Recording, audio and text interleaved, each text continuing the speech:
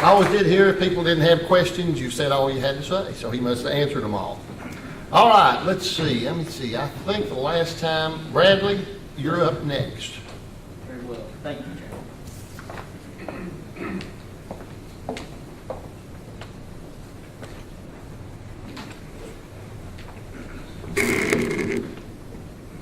Good evening.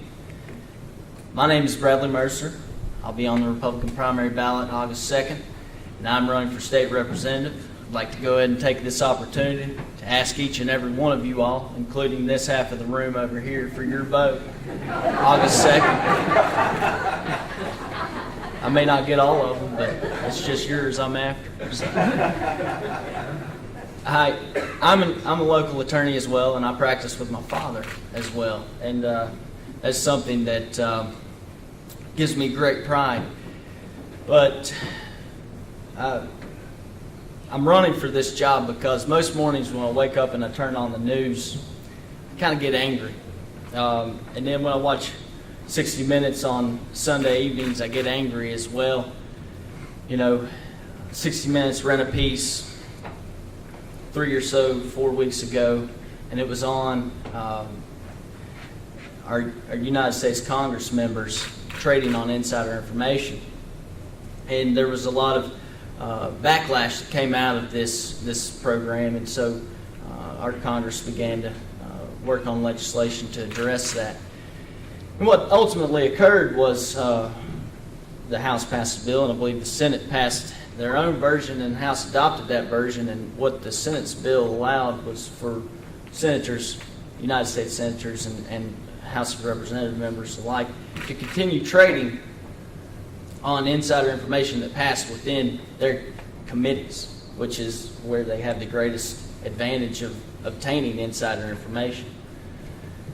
We can't do that. They tell us we can't trade on insider information. And as you all know, people go to jail like Martha Stewart for that. This is just an example of how I get angry when I watch the news. And so I want to begin. Now, obviously, I can't make senators not trade on insider information if I'm elected to to state legislature as state representative. But I do want to work on issues. Our most important, in my opinion, my humble opinion, this community suffers from a sense of lacking. There are fewer jobs here than there have been in years past. Tobacco is gone. When I was working in Nashville, I worked there 3 years before I went to law school. I worked for R.J. Reynolds, among other entities with a government relations firm.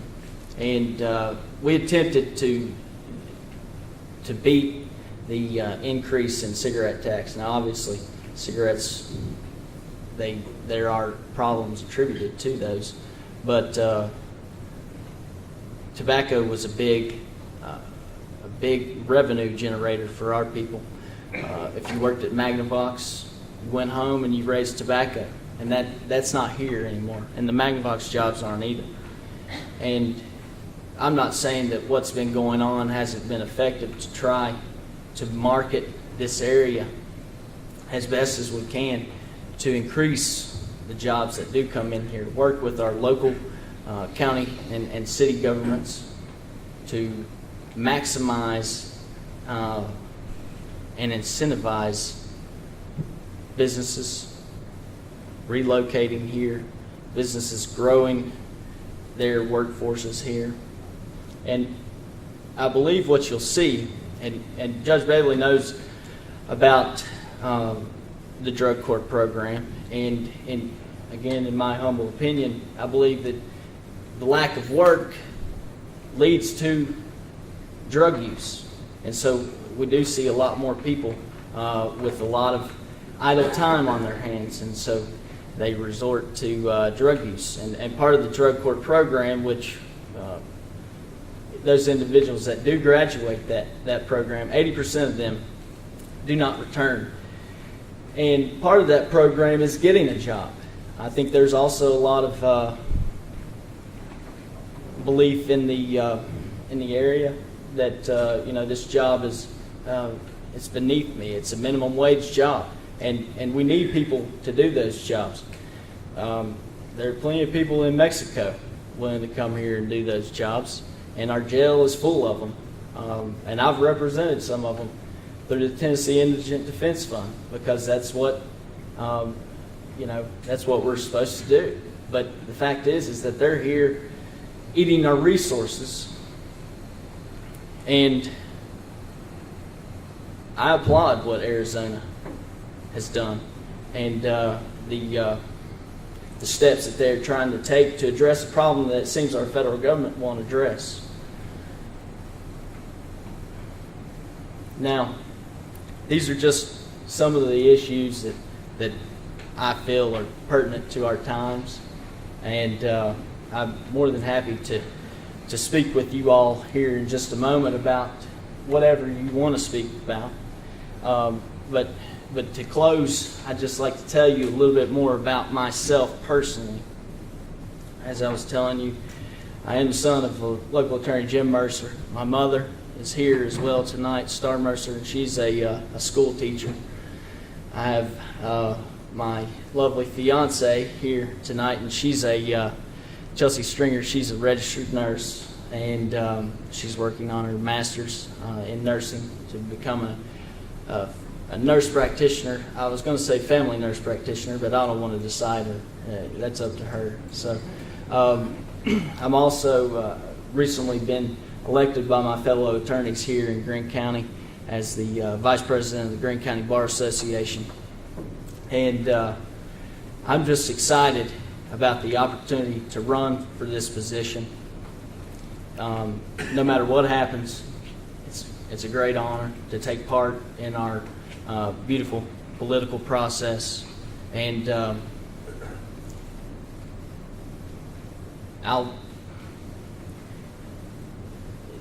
this is something that I've long wanted to do. I didn't know when the right opportunity might present itself. I believe it's now.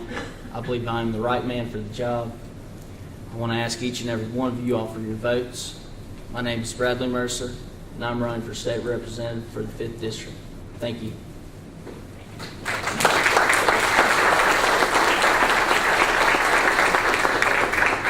And I'll take questions from... Yes, sir. Mr. Brahman. Mr. Mercer, thanks for coming here tonight. You know, something that's very important to me, something I've been working on for a while, that you may know about, is... I believe you called me about this, did you not? As I read it, here in Tennessee, the same Constitution that allows you to run in a contested election here in Greene County is the same Constitution that describes how the governor will run in a contested election, and it's the same Constitution, if I'm not mistaken, the same section of that Constitution uses the word election pertaining to our Supreme Court justices.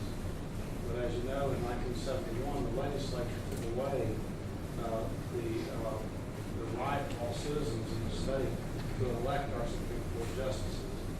And I personally believe that statute that prevents us from electing our Supreme Court judges is unconstitutional. And you're being a member of the Tennessee Bar Association, and this situation, Mr. Cady, we may follow up on this later. That association, which you're a member of, obviously lobbies the legislature on behalf of Well, the Tennessee Bar Association, yeah. Right, on behalf of their position, to continue to prevent us from electing in contested elections those who represent us in the judicial branch. Do you believe, being a student of the law, that the plain language of the Constitution, that the members of the Supreme Court shall be elected by the qualified voters of the state? That's pretty plain language. Do you think, this is a two-part question, do you think that the way that we do it, the method that we use, allowing the governor to select them, do you believe that passes the constitutional muster. The current process, you're saying, does that pass constitutional muster? Well, you have been litigating that fact recently, correct? What have the judges said thus far? I'm asking you what you believe. Well, I mean, what was their ruling? Have you received a ruling? Thank you, sir. Not at this time. Okay. And you and I have discussed this, and I think you had said something like, I believe the judge had said that it did appear as though they were running foul of the Constitution, but yet he was not willing to place an injunction against, I guess, Supreme Court members. So if that be the plain language, I certainly understand where you're coming from, and I'll have you know I don't believe I've sent in my dues to the TBA this year. So, yeah, well, if that is what the language says, then yeah, I would have to lean, towards agreeing with you. Yeah, but I would certainly want. A two-part question. The second part of my question is, if you are elected, if we elect you, or any of the other candidates, this is a fair question for them as well. If you are elected, do you think that it would be appropriate for the members of the House and the members of the Senate to pass a bill that would prohibit us from electing in a contested election our governor for the state of Tennessee? And would you pass a bill that would allow the members of the legislature to select our next governor and only offer to the citizens a yes or no vote as is applicable to a referendum? Do you think that would be appropriate?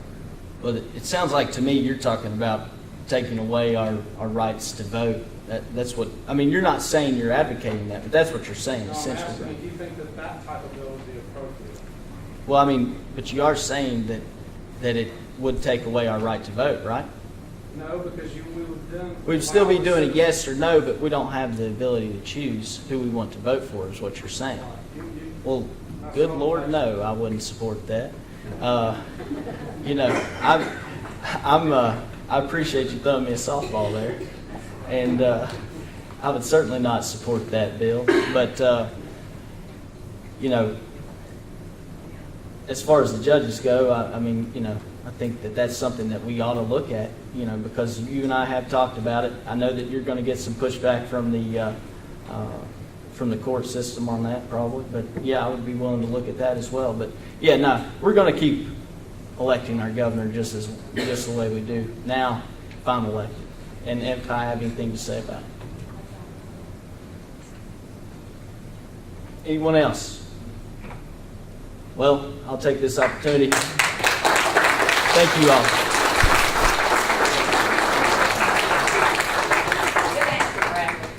Thank you, Commissioner Quinn. All right. We had a newcomer come in. I saw it. There he is. We're giving every candidate 10 to 15 minutes a day, so you can be prepared if you want to. Kind of. I'm gonna call on Ted in a minute. And since you come in a little late, but here we are, and we were counting on 4, but you were a little late. But that's all right. We'll get you in. Yes, ma'am. Would you repeat the question and ask the question on the other side? Yeah. We can't hear. Okay. You want me to repeat the question that he just asked? The question, we can hear it, man. Come up here, Walt, and ask the question real quick. Real quick. If I ask it, it'll be wrong. Just tell me what you asked him. No, I didn't ask for him to repeat. I just said, would you, as a matter of fact, Well, it's a simple question. anytime there's a question, would You you couldn't hear. repeat it? Okay. She couldn't hear something. It was actually a question addressing whether or not the state of Tennessee is currently following the Constitution as it is written with respect to the selection of our Supreme Court judges and our appellate court judges in lieu of the actual clear constitutional language which requires that they be elected by the qualified voters of the state or district to which they shall be assigned. So it's just a question of whether we're going to follow the Constitution or whether we're going to make it up as we go. And I believe that right now our legislature has just made it up as they've gone. And So therefore, it was a question to any of the candidates as to whether or not they would support the continuation of a system that I believe is in direct violation of the Constitution, or whether they would consider looking at the plain language of the Constitution and simply implementing that. And I would Okay. encourage everybody to read their Constitution. Okay, we'll get the questions repeated. You candidates, when you have a question asked of you, repeat it, please, okay? Because I can't hear you in some of these areas. And especially when we got people like Brett messing with the microphones. Ted, come on up, you'll be next. We'll put David in last. I will say this, we're offering all the candidates an opportunity to come by and talk to the executive committee. Bradley has done so, and Ted has done so, and if the others have that desire, just get a hold of Mabry and she can book you in. We usually have it on at 5:30 before the regular meeting here. Usually lasts about 15 minutes, as you can look at him and Bradley. We didn't beat up on them much at all, so we invite all of you to come.